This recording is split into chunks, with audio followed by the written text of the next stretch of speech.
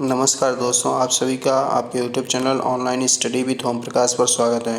दोस्तों, आज हम सभी जो है वर्ण विचार का पार्ट 2 देखेंगे, जो बहुत ही इम्पोर्टेंट है। जिन्होंने पार्ट 1 नहीं देखा है वो प्लेलिस्ट में जा कर के इसका पार्ट 1 देख सकते हैं। और बहुत ही इम्पोर्टेंट, हर एक परीक्षाओं में 4 से 5 क्वेश्चन बनते हैं, इसलिए इसको आप लोग जो है ज़रूर 3 से 4 बार देख लीजिए। इसको चलिए हम लोग शुरू करते हैं। पहला प्रश्न है कि ड़ का उच्चारण स्थान है। ड़ जो है वो कहाँ से बोला जाता है? तो ये जो है ट वर्गीय व्यंजन का है। तो ये ट वर्गीय व्यंजन जो होते हैं वो मूर्धन्य से अनुमूर्धा से बोले जाते हैं, इसलिए इसका उत्तर हो जाएगा डी।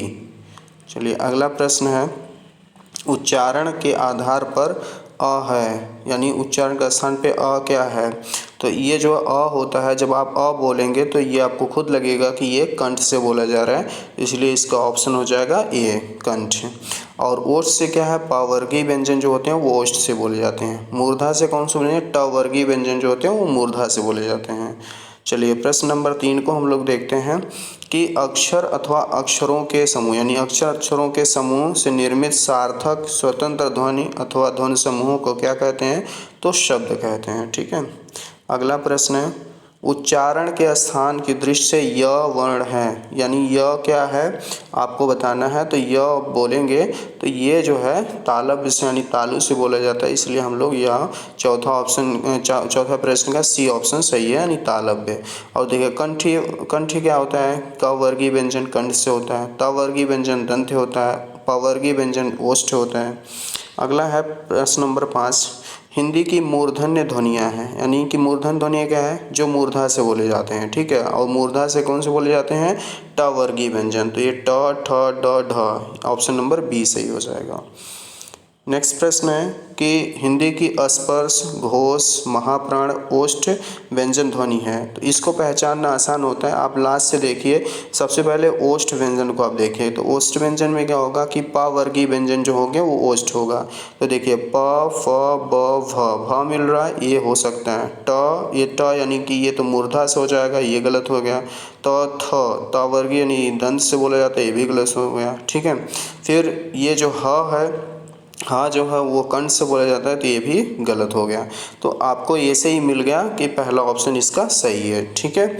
और ये भी देख सकते हैं कि ये महाप्राण है कि नहीं। तो महाप्राण क्या होता है कि प्रत्येक वर्ग का दूसरा, चौथा और उसके बाद तालव्य सा, मूर्धन्य सा, दंत सा और ह, ये महाप्राण होते हैं। तो देखिए प, फ, ब, भ देखिए चौथा है, इसलिए ये महाप्राण भी है। घोष है कि नहीं है, अब देख लीजिए। घोष में क्या होता है?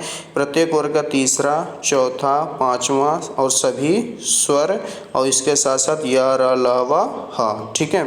तो इसमें जो है अब ये देखिए चौथा, ये जो है घोष भी है, तीसरा, चौथा, पांचवा घोष है। तो देखिए ये चौथा जो है भ जो है चौथा है, तो इसलिए घोष भी हो गया। स्पर्श व्यंजन है कि नहीं? तो स्पर्श व्यंजन किसे कहते हैं? यानी ये वर्गीय व्यंजन जितने भी हैं, 5 वर्ग के 25 वर्ण जो हैं वो सभी स्पर्श व्यंजन हैं, इसलिए ऑप्शन नंबर ए सही हो जाएगा। प्रश्न नंबर 7 को हम लोग देखते हैं, निम्नलिखित ध्वनियों में कौन सी दंतोष्ठ है? यानी दांत और ओष्ठ से दोनों से बोला जाता है, तो दंतोष्ठ में ऑप्शन नंबर बी हो गया। ठीक है। और क्योंकि क जो है वो कंठ से बोला जाता है, और जो है प, फ, ब, भ, म यानी प वर्गीय व्यंजन ये ओष्ठ से बोला जाता है, और उसके बाद ये भी ओष्ठ से हो जाएगा, इसलिए ऑप्शन नंबर बी हो जाता है। प्रश्न नंबर 8 है, ब जो है ध्वनियाँ, ये हिंदी की ब ध्वनि है, ब किससे बोला जाता है? तो आपको बताना है कि ब जो है कहाँ से बोलते? ब जो है वो ओठ से बोला जाता है। जैसे आप बोलेंगे तो आपको खुद पता चल जाएगा ब कहाँ से। चलिए अगला है, निम्नलिखित में से हिंदी की कंठ ध्वनि है, कंठ ध्वनि है यानी जो कंठ से बोला जा रहा है वो ध्वनि, तो कंठ से बोला जाता है, जो कि ऑप्शन नंबर डी ह आप बोलेंगे तो आपको खुद लगेगा कि कंठ ध्वनि है। अगला है प्रश्न नंबर 10, इसमें क्या है कि हिंदी की अग्र अवृत्ताकार समृद्ध ध्वनि है। इसमें जो है आपको देखना है, मैंने इसके पार्ट 1 में भी बताया है कि जो है जिह्वा के आधार पे जो है ये अग्र, पश्च और मध्य में बांटा गया है, यानी कि इसके जो है प्रकार स्वरों को देखा गया है। तो उसमें अग्र भी होता है, मध्य और पश्च। तो अग्र में क्या होता है? ई होता है और ई होता है, ये अग्र स्वर में आता है। और मध्य स्वर में क्या आता है? आ आता है। ठीक है, ये ह्रस्व आ आता है। अपश्च में कौन सा आता है?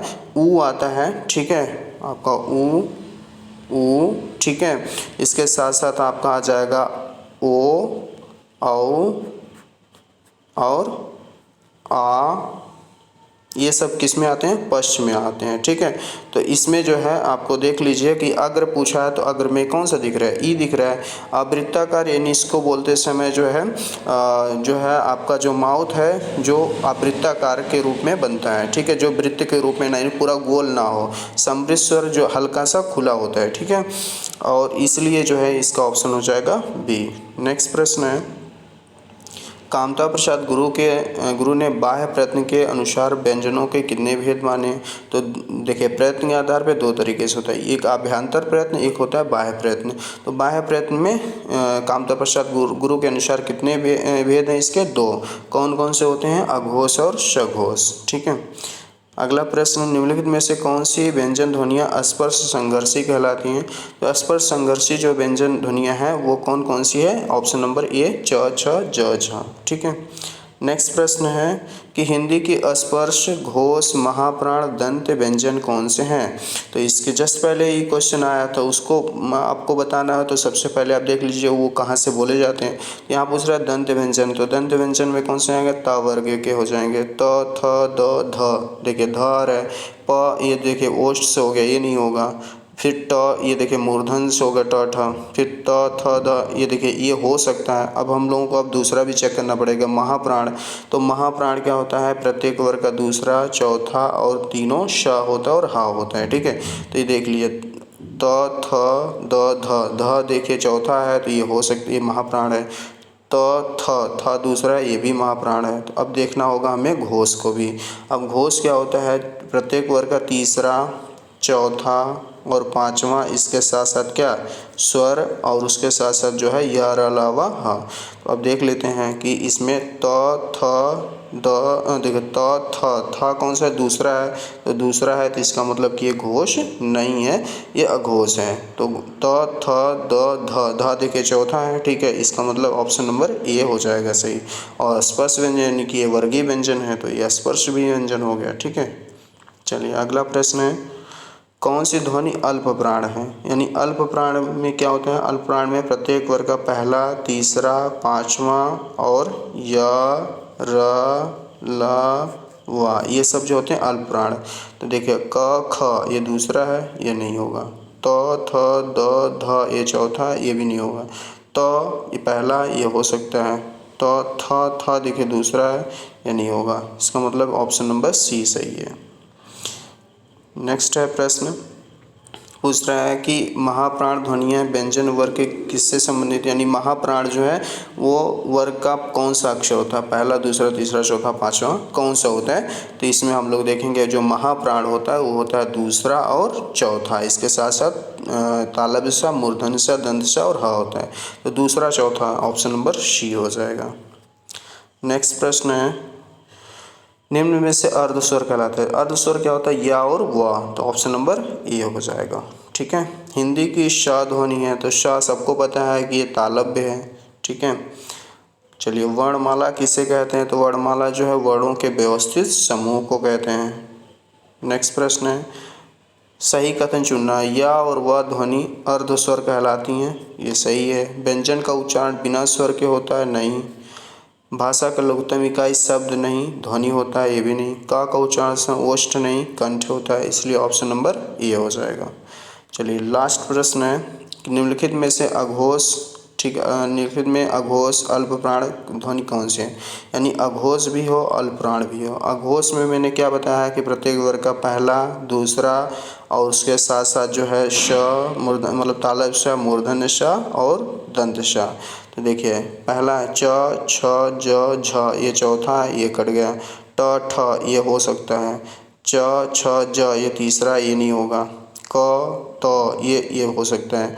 अब हमें देखना होगा कि ये अल्प प्राण है कि नहीं। अघोष में तो आपको दो मिल रहा है। ठीक है, चलिए अल्प प्राण में, अल्प प्राण क्या होता है? अल्प प्राण जो होता है पहला, तीसरा और पांचवा, इसके साथ साथ य, र, ल, व। तो देखिए इसमें ठ जो है वो दूसरा है, इसलिए इसमें ये जो है अल्पप्राण नहीं है, ये क्या है, महाप्राण है। अब उसके बाद बचता कौन सा, क और त, यही आपका ऑप्शन सही हो जाएगा। दोस्तों आज हम सब जो है वर्णमाला के या वर्ण विचार के हम लोग पार्ट 2 को देखे हैं, और जितने भी क्वेश्चन थे बहुत ही इंपॉर्टेंट थे। कहीं न कहीं जो है ये परीक्षाओं में बार बार पूछे जाते हैं, इसलिए आप सब जो है इसको 2 बार 3 बार देख लीजिए। कोई भी डाउट हो तो कमेंट करिए, और ऐसे ही जो है आप वीडियो को देखते रहिए, अपने दोस्तों को भी शेयर करिए, लाइक करिए, सब्सक्राइब करिए, और कोई डाउट हो तो कमेंट करिए। Thanks for watching.